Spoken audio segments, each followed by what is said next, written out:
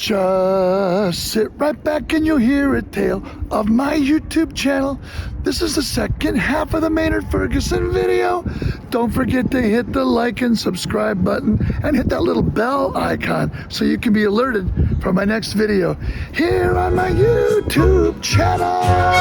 We did this live album, live to 2-track, it was called, at the Great American Music Hall in San Francisco. By that time, our good friend Tim Reese was playing sax, as well as my other friend Danny Jordan and Dennis de Blasio, Hugh Reagan, Hobie Freeman, Alan Weiss on trumpets, Chris Brayman, Steve Wiest on trombones, and my brother Matt Bissonette and Ron Pedley on keyboards, and of course, my favorite trumpet player of all time, Maynard Ferguson. So this album was recorded live to 2-track, which means in between songs, page turns, whatever it is, you don't stop. The first song I'm gonna play right now is a song called Fire Shaker. You'll hear Matt doing kind of his best Marcus Miller. You'll hear me trying to do my best Steve Gadd. But here we go with just a little snippet of me playing the song Fire Shaker.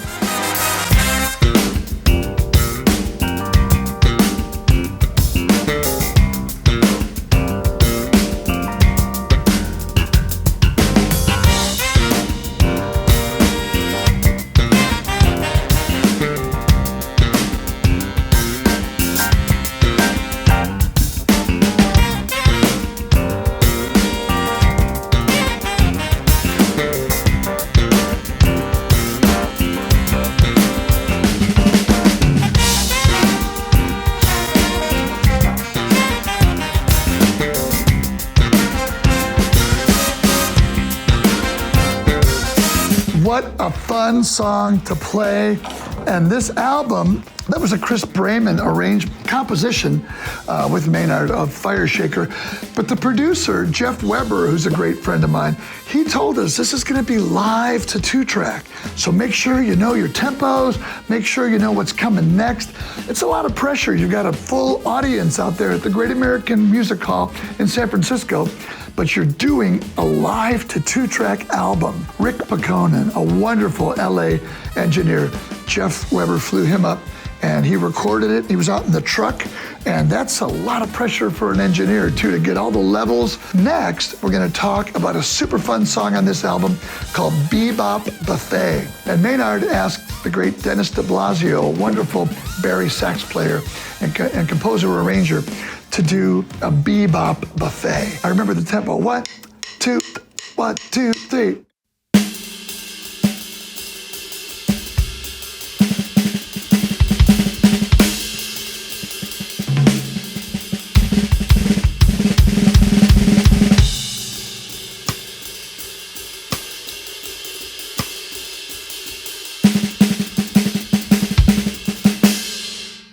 What a super fun song to play. Let's just give it a shot hearing a little bit of Maynard Ferguson's Bebop Buffet.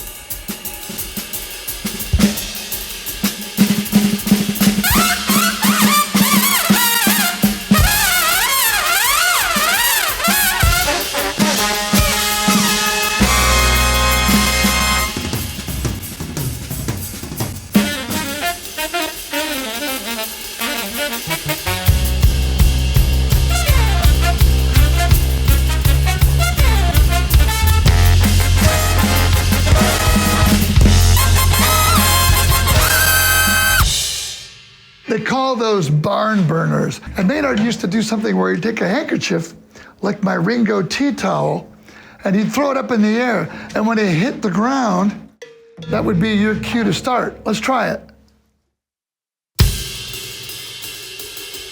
Oh man, what a blast. I remember one time we were playing a theater in Atlanta, and my brother and I, we were roommates. The clock radio went off and it said, "Our radio station is gonna be playing a softball game against the crew of the band Journey." I looked at Matt and I said, "Journey's in town. Steve Smith, one of my favorite drummers.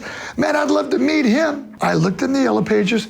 They gotta be staying at the most expensive hotel, the Omni. So I called the Omni Hotel. "Could I please have Steve Smith's room?" We don't have a Steve Smith. I said, "Well, he's with Journey." Oh, well, we'll patch you through to the road manager, the tour manager. And they did. And I left this message. That I was the drummer in Maynard Ferguson's band, to say hi to him. 5 minutes later, my phone rings in the hotel. Hey, Greg, it's Steve Smith. You're playing with Maynard. Steve, it's great to meet you. He says, Why don't I come to your sound check, then you come to our sound check? so he came to our sound check and we hung out. And then I went to the Enormo Dome, as they say in Spinal Tap. I'm on the stage with Journey. And they said, well, we got to hold on for a minute because our opening act is sound checking. I said, who's your opening act? Oh, this new guy from Canada, Brian Adams. Brian Adams, never heard of him. Cuts like a knife. And Steve invited the whole band to come after our gig. And Maynard Ferguson, he was that kind of guy. He said, let's all go. Wow, what a night. And the next night, he said, Ron, you should get one of those remote keyboards. You know, we should rock it up. Open-minded, great leader. So one of my favorite Maynard songs of all time that we did with the band, MacArthur Park.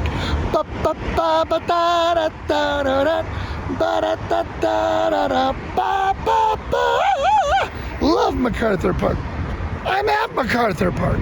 Maynard's way of letting us kind of correct ourselves were to make a cassette from the board and then put it on the bus. And we'd listen to it for our drive to the next city.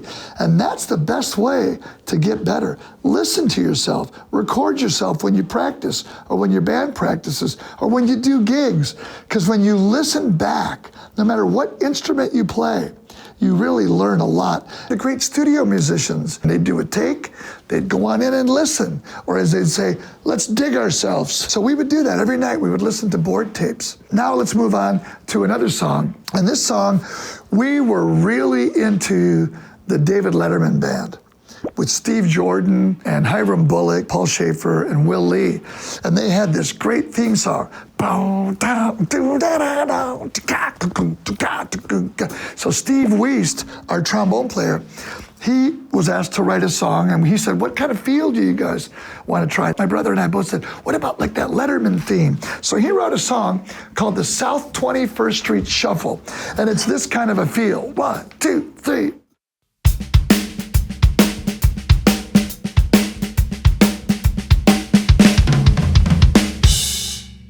But when you're playing in a big band, you get to kick the horns.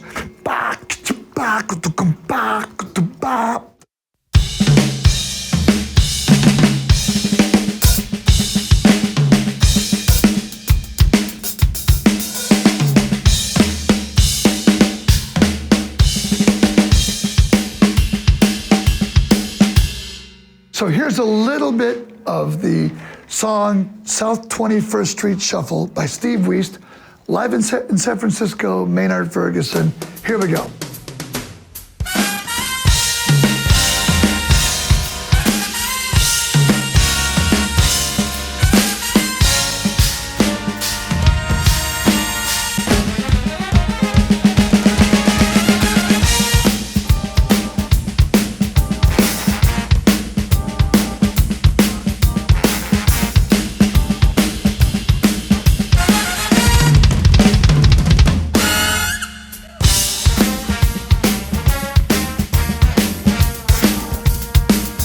What a fun shuffle, rock shuffle.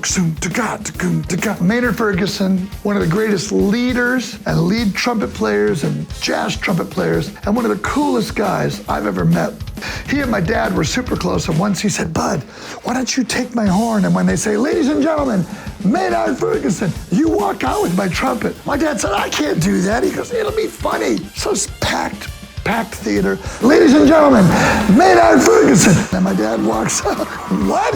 And my Uncle Chuck, my dad's brother, I think of my sister Kathy and my mom. Oh no, what are these guys up to? Just having fun. It's all about having fun. So the Maynard albums and the Maynard concerts are really big thing for the Bissonette family. Our mom and dad, my sister Kathy, Matt and I, we'd all go out and see the concerts. My sister traveled with us on the bus and hung out and came to the Live in San Francisco concert. Our mom and dad would always come out to the concerts, but what a blast. Maynard was such a great friend of our family too. The last song I want to do, this relates very much to the whole idea of doing a live to 2-track album. My brother had his upright bass, he had his fretted bass, but he had a fretless bass. And this next song, which is a Dennis de Blasio composition called Coconut Champagne. This is a fretless bass song. And he went to grab the bass and his bass fell over. And when your fretless bass, when any bass or guitar falls over, guess what happens? That's right, Susie, they go out of tune. So he's going, oh my gosh, it's fretless. So he's trying to fudge it, with with a fretless, trying to play by ear, and he does a really good job. I'm spilling the beans by telling you that it was a very hard song to play with a knocked over fretless bass. But this song was kind of a combination of a samba, like a